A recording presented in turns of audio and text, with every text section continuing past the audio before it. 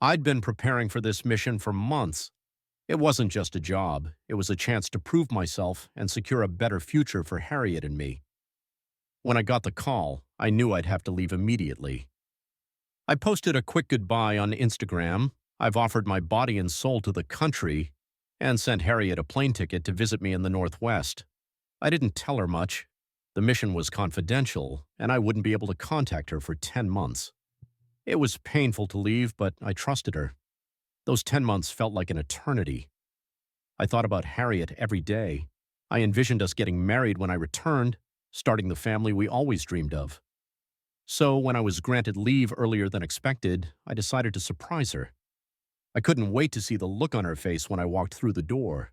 Instead, I saw her in a hospital holding her swollen belly. My heart stopped. My mind raced as I tried to make sense of what I was seeing. Harriet was 8 months pregnant, but I'd been gone for 10. "How are you pregnant?" I demanded. My voice cracked, my chest tightening with a mix of confusion and betrayal. Her nonchalant shrug only fueled my anger. "Weren't you supposed to be gone for 3 years? Why are you back after just 10 months? Her words stung. She didn't even try to explain. My mind spiraled. The woman I had trusted with my heart, the future mother of my children, had betrayed me. "Explain yourself," I shouted, grabbing her wrist. She pulled away, but the anger inside me boiled over. I accused her of cheating, of lying to me, of making a mockery of our relationship. Before I knew it, the argument escalated. Harriet denied everything, even mocking my career. My mother, Beatrice, who had always supported Harriet, was devastated when she learned about the baby. She had taken care of Harriet throughout her pregnancy, believing it was my child. Now she was heartbroken and furious. As the confrontation unfolded, a crowd gathered, their whispers and judgment adding fuel to the fire. Harriet's sharp words pierced through me, accusing me of abandoning her and expecting her to wait for years. But her betrayal overshadowed everything else. When I demanded she transfer her company to my name to make up for everything, Harriet laughed bitterly. "You won't get a single penny from me, and you'll never take my child." Her defiance only made me angrier. I couldn't believe this was the woman I'd loved, the one I had planned my life around. The betrayal ran deep, and the wounds it left wouldn't heal easily. Harriet's defiance echoed in my ears, fueling my frustration. She acted like I was the villain in this story, but how could she justify what she'd done? Her cold words kept replaying in my mind. "You'll never take my child, and you won't get a single penny." I clenched my fist, trying to control the rage bubbling inside me. Beatrice, my mother, sat sobbing in the corner, her cries adding to the chaos of the moment. The crowd around us had turned silent, but their judgmental stares burned into me. I couldn't let this go, not after everything I'd sacrificed for her. The next morning, I decided to confront Harriet again. This time, I was calm and determined. I walked into her hospital room, where she sat propped up in bed, her face pale but resolute. The bandage on her head and her weakened state should have made me feel pity, but I couldn't shake the betrayal. "I'm giving you one last chance," I said, my voice low but firm. "Tell me who the father is, and let's settle this like adults. If you confess, I'll walk away and we'll never have to see each other again." She looked up at me with fire in her eyes. "Nathan, you're the only one who's been lying here. Do you think I don't know about your mistress?" The accusation hit me like a slap. I froze, the words cutting deeper than I'd expected. "What are you talking about?" I asked, my voice shaky. Harriet gave a bitter laugh, shaking her head. "You were never at Westbrook, were you?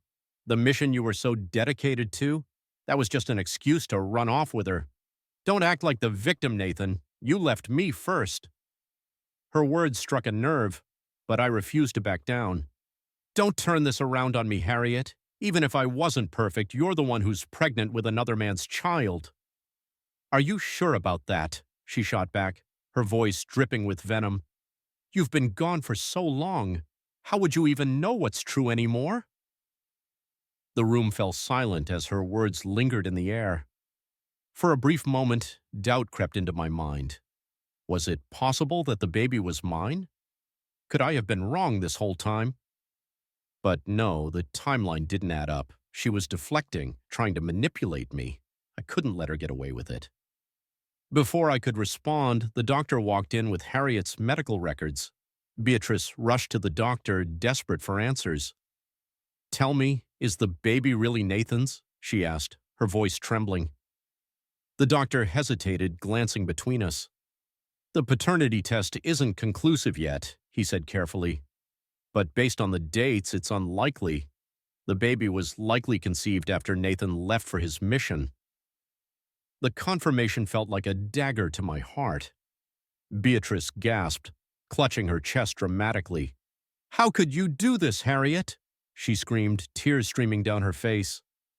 Harriet remained calm, her eyes locked on mine. "I guess we'll have to wait for the final test, won't we?" she said coldly. Her composure unnerved me. Why wasn't she panicking? Did she know something I didn't? Over the next few days, the tension only grew. The news of our argument had spread online, and my reputation was under attack.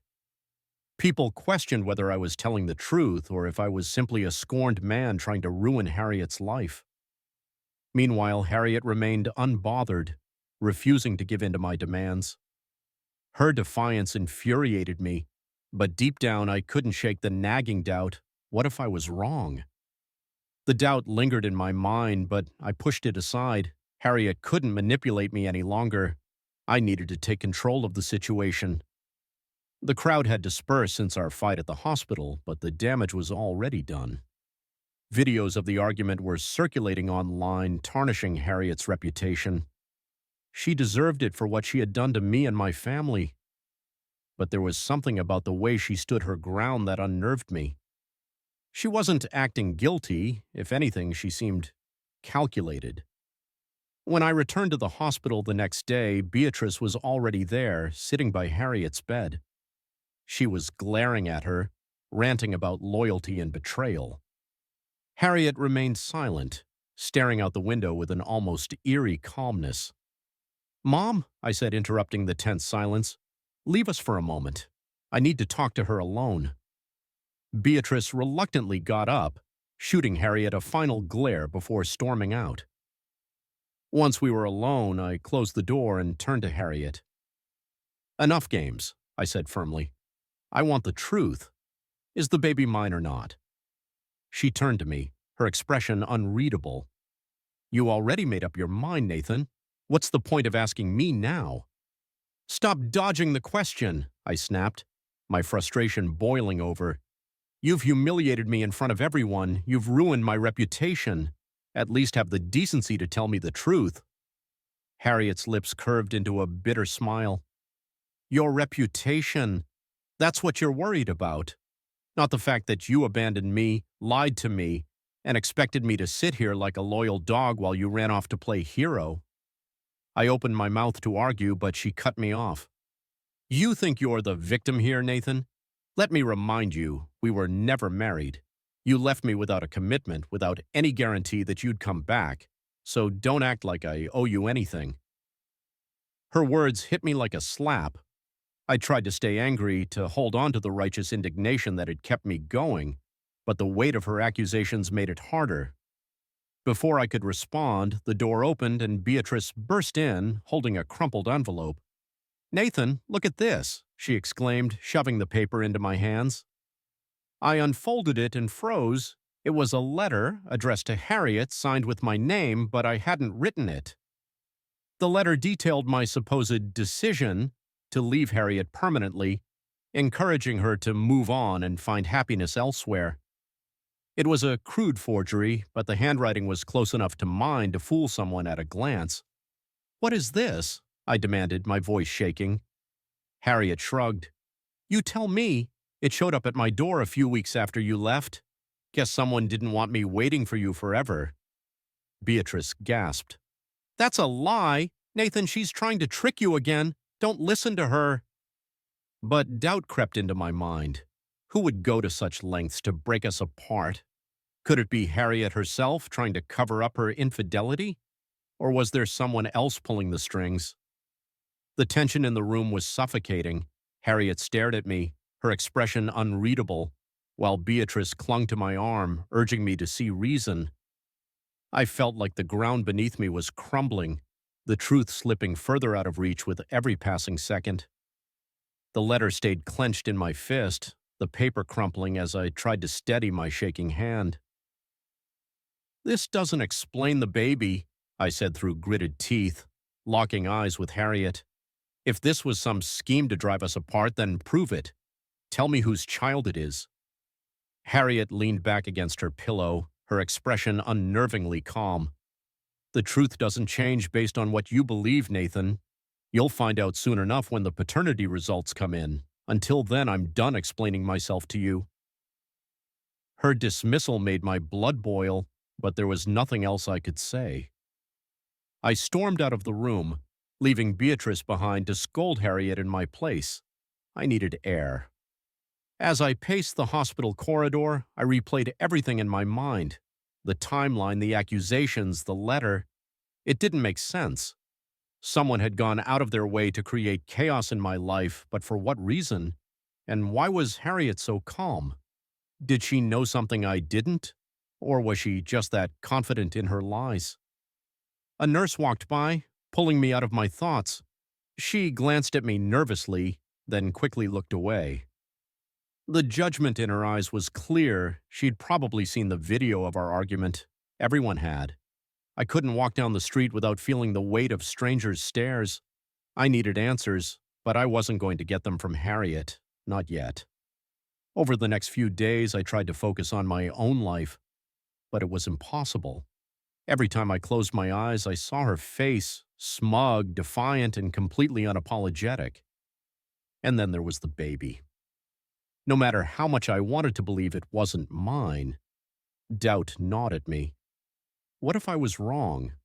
What if I had overreacted, and this was all some terrible misunderstanding? The day of the paternity test results arrived faster than I expected. Beatrice and I were waiting in the hospital lobby when the doctor called us in. Harriet sat in the corner of the room, her hands folded neatly in her lap. She didn't look at me. The doctor cleared his throat, holding the envelope with the results. "I have the paternity results here," he said. "Would you like me to read them aloud?" "Yes," Beatrice said immediately, her voice trembling. "Tell us the truth." The doctor hesitated for a moment before opening the envelope. He scanned the document, his face giving nothing away. "The results confirm that Nathan Bardot is not the biological father of the child," he said finally. The words hit me like a brick wall. I should have felt relief, but instead, there was only emptiness. Beatrice let out a gasp, clutching her chest like she'd been stabbed. "I knew it!" she cried. "You liar, you witch! How dare you bring shame to this family?" Harriet, however, remained unfazed. She stood up slowly, meeting my gaze for the first time in days. "There's your answer, Nathan. Now can I finally be left in peace?" Beatrice wasn't done.